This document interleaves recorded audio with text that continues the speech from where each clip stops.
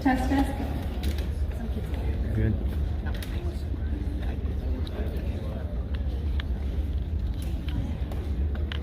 Try to hook this bad boy back up.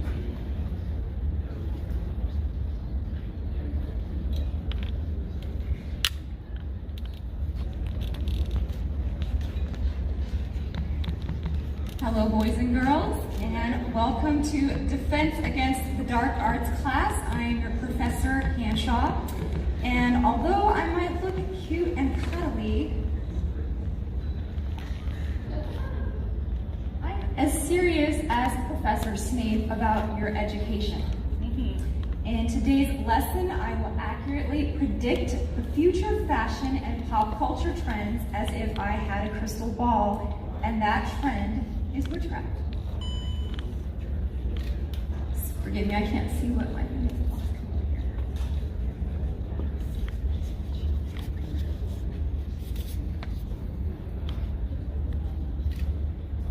Before I do that, I'm going to tell you a little bit about my education. There's only one person I know of outside of Hogwarts who has an actual academic degree in magic, and his name was Isaac Bonowitz. And he was given a BA in magic by UC Berkeley, and his thesis became a book called Real Magic. I read Real Magic along with every other occult and esoteric text I could find. I read books on witchcraft. I studied the Kabbalah, Hermeticism, Emerald Tablets of Thoth, the Kybalion, Manly Hall. I went to the Philosophical Research Society in Los Angeles, and the Temple of the Rosicrucians in San Jose. I traveled the world cataloging Freemasonic temples. I studied Atlantis, Egyptology, Mesopotamia. I read books on the Golden Dawn, the OTO, Wicca, you name it. If I could get my hands on it, I read it.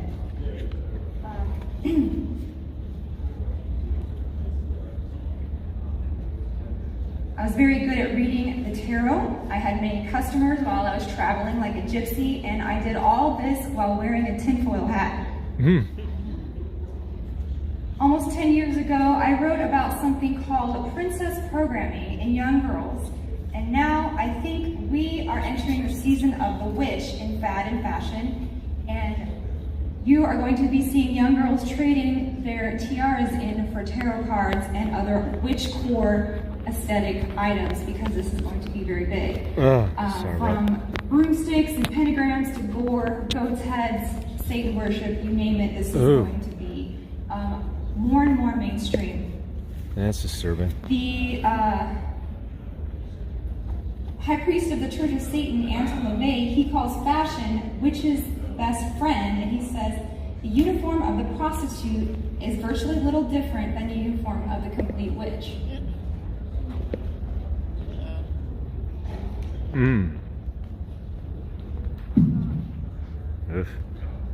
So let's talk about some of these popular witches that are going to be bringing you your trends to follow. The first one, look at that picture. Oh yeah, talk about that for a second. So in 1993, Disney released a movie called Hocus Pocus, where children defeated 3 evil witches who were trying to live forever by sucking the life force from children. The sequel came out in 2022, and it was very different. When the witch sisters return to the future, they are local heroes who are emulated by the townspeople, and 3 teen girl witches must empathize with them and carry on their witch traditions. So if you notice in the of the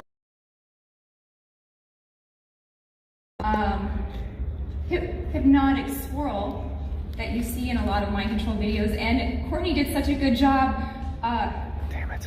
collating all of our topics, because we didn't get together to rehearse any of this, but I think I'm pretty on point with everybody else's talk. Also, the swirl, if you look up the FBI database for symbols that pedophiles use, that swirly thing is one of them. That's disturbing. Here's Marina Abramovich. I don't know if you've heard of her before, but days before the election in 2016, WikiLeaks released a batch of emails containing a note from Marina to Tony Podesta, brother of Hillary Clinton's campaign chairman, John Podesta. Oof. And she was inviting those who pledged over $10,000 in support of her art institute to an intimate dinner party called Spirit Cooking. Definitely against. What is Spirit Cooking? Oops. Here's a version of Marina's 1996 performance art piece at an Italian gallery where she writes slogans and symbols on the wall in animal blood. And you can see that recipe on the left. This is what witches work with. Bodily fluids, breast milk, semen, blood, urine, all those yummy things that you want in your cooking. She's also famous for her mock cannibal dinner parties in Hollywood. Oh, Gwen Stefani? Oh, fuck no. Here's a picture of her sitting on a pile of bloody cow bones called Balkan Baroque, which is a performance at the 1997 Venice Biennale, I think that's how you pronounce it, where she won the Golden Lion for Best Artist. Here she is with Jacob Rothschild, standing in front of a painting called Satan Summoning His Legions at the Royal Academy of Arts in London. In 2020, she was hired by Bill Gates to do a video advertisement for HoloLens, a headset designed for mixed reality. It was up for less than a week before being given 24,000 thumbs down on YouTube, so that's good. In 2021, they unveiled her artwork to the victims of the Holocaust in Ukraine called the Crystal Wall of Crying, attended by Zelensky and the presidents of Israel and Germany, which is linked symbologically to the Wailing Wall in Jerusalem. So she is very influential to politicians, Hollywood artists, etc. She's very good friends with Jay-Z, James Franco, and Lady Gaga, and many more. Go figure. Lady blah blah. Sorry. Alright. Damn it, it ain't working. So with all of these pop stars that are influenced by witches and witchcraft, you will always see a fusion of witchcraft and mind control. So here are a couple little case studies that we can look at right now. Madonna, she's a high witch. She made Kabbalah mainstream. She's famous for blasphemy.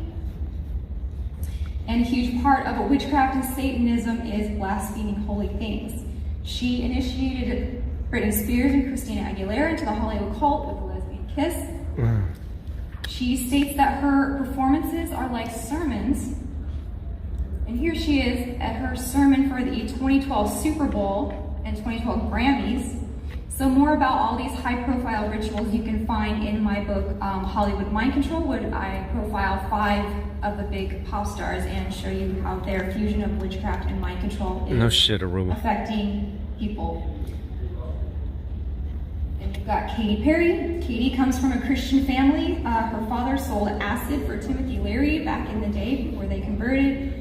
She had a strict upbringing and she pursued gospel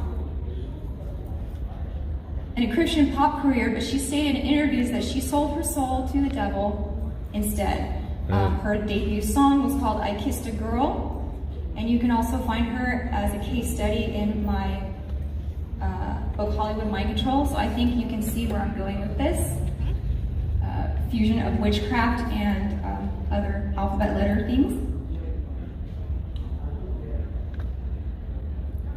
Here's a picture from Taylor Swift live performances that are going on right now. This is a still shot of her video for the song Willow, and when she performs this live, you can hear fans screaming, "Summon the demons." Here's some still shots of her new video for Karma featuring Ice Spice looking very demonic. So there's so many of these. I could go on ad nauseum. I have 3 books full of imagery like this, so it's not just a one-off artistic expression, okay? Who can forget Sam Smith at the recent Grammys? And you remember who also was his partner singing this song? For politeness, I'm just gonna let you guys figure that out. And then you have The Weeknd in concert on the left with the big Jumbotron flashing the word Satan. As I was trying to find some of these examples I started to feel really old using Madonna and Katy Perry. So I had to go out of my little comfort zone and enlist the help of my little Gen Z friend for some more examples, and she did not disappoint. What is that? Oh, just a joke. Who wore better blood, Post Malone or Lady Gaga? Yeah. So this is what's going to be more and more popular as we progress if we don't do something. There we go. Abigail Breslin, she sings as her alter ego Sophomore. She describes herself as a very witchy person and comes from a long line of witchy women with psychic and medium abilities. Ashniko is very open on TikTok about being a witch. Yes. Melanie Martinez has many of the symbols of monarch mind control, split-dyed hair, altered personalities. On her album K-12, her altar goes through a portal with an immortal angel called Lilith, and Lilith is a witch archetype from the Talmud, and she's known as a demon and a succubus. So Lilith takes Melanie Martinez through the portals in her video story. Her altar on the left, that weird-looking creature, is called Crybaby. Is an extraterrestrial with 2 sets of eyes, so that is another symbol of mind control. Yeah. Her album Portals is about past life regression, and she writes all of her songs in the portal room. We did a show on my YouTube channel called Out of This World. You can find it by my name, Jamie Hanshaw, and one about E.T. from Hell, I think it's called, all about using portals to bring in E.T.'s Katy Perry's song with C.A.U.S.E. several years ago is a perfect example of this. No. Got Bella Poarch, some classic mind control symbolism there with her disembodied head. Also her blurred likeness there is indicative of personalities, and then the witch aesthetic on the left. Bella Poarch comes from an abusive military family of neglect. Her Instagram shows all the classic symbolism of the mind control and the witchcraft. And of course, you've got little Emma Watson from Harry Potter. It's now a full-blown witch, and she thanks all the witches in her coven.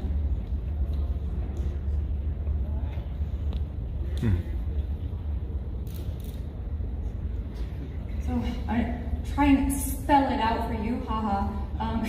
These things used to be more hidden than they are today, and before, when I would point out to people, when I point out the devil to people, it would be somewhat alarming, but now it's so passé and saturated into the culture that I have the added task of explaining why this is a bad thing. So, the more I learned about magic, the more I was convinced that humanity was under a spell, in the most literal sense, and now there is a term for it, for what I was trying to say all those years ago, and it's called mass formation psychosis. I was attempting to explain how actual sorcerers were using the occult and pharmakia, drugs, to mind control the human race and conform it into their image. I wrongly thought that there was a difference between black magic and white magic, and between a magus and a sorcerer. But I'm here to tell you that both the right and the left-hand path of magic lead to the very same place, and that is the pit of hell and madness. When I was at my lowest, personally, it wasn't my hundreds of esoteric tomes and books that supposedly held the keys to the secrets of the universe that saved me. It was Christ and the Orthodox Church who redeemed my life from this pit.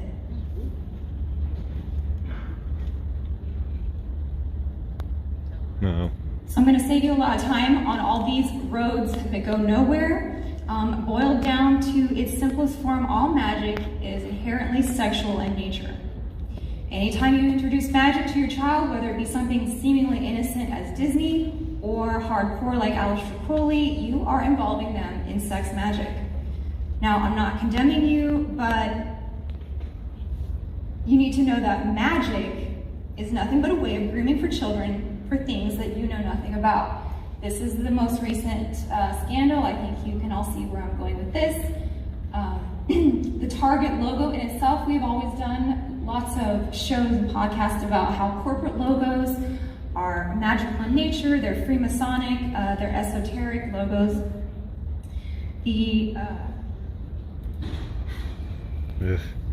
So it's not my opinion about this sexual nature of magic. This is called a circumpunct. It's used in Freemasonry. It's a symbol for the sun. It is also a symbol for the sexual union, the point being the male and the circle being the female. And it's also a symbol for androgyny in that same way. So this is all a matter of understanding Luciferian doctrine and reality. And if you disagree with me, you are what they call a neophyte, or what they also call profane, which means you know nothing. So on the last picture, you saw that Baphomet. Here's Baphomet again. This is the god of the witches, and you can see who Baphomet is interested in collecting. It's the children, right?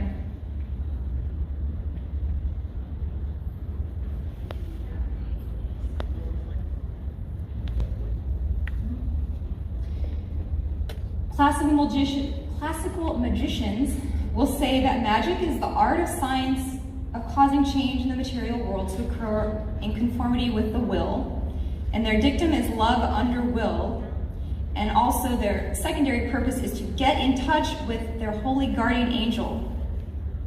So both the will and the magic wand, so when you have all these kids running around playing Harry Potter with a magic wand in their hand, refer to a phallus. Right?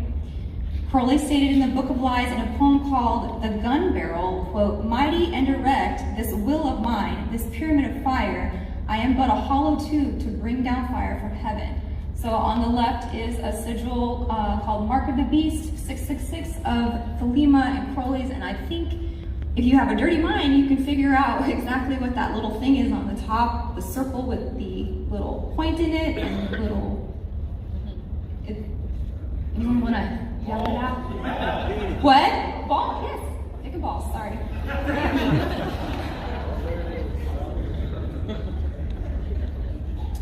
So Crowley also identified the phallus with the dying gods Osiris and Dionysus because the phallus becomes flaccid after it dies and rises again. This is also a form of blasphemy. So the witches' Sabbath, also called the Sabbath of the Goat, this is where they adore the phallus. This is where the idea of the Druid maypole comes from. And I said that their second dictum was to get in touch with your holy guardian angel. So here are a couple examples of who they feel that their guardian angels are. On the left is a picture I took from a book from Arthur C. Clarke called The Sentinel. That is his idea of a guardian angel. And on the right is Lam, the spirit that Aleister Crowley was in contact with.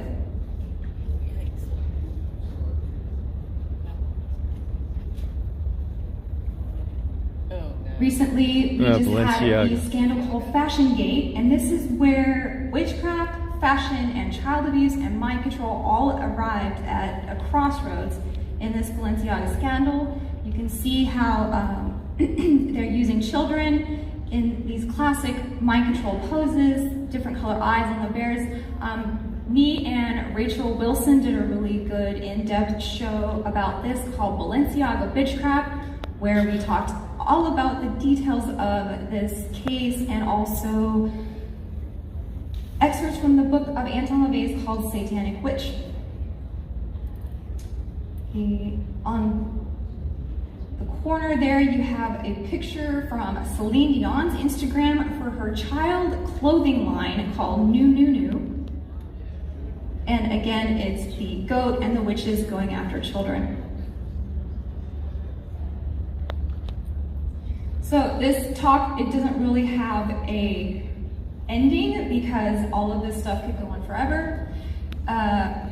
Jay and I do a live show where I get into how all of this relates into AI and augmented reality and sex bots and all those things that if we do not stand up against this, if we don't know, if we're not educated, if we don't go to Snape's class, Defense Against the Dark Arts, with me and Rachel and Jay Dyer and all these other great people. Cotel is here also.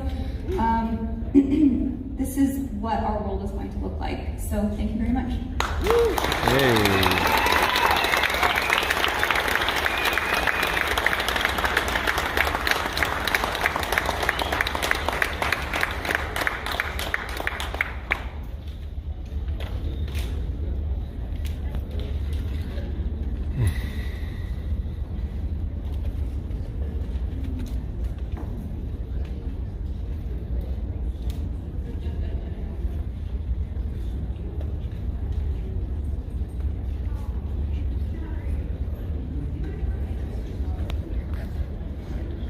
Three.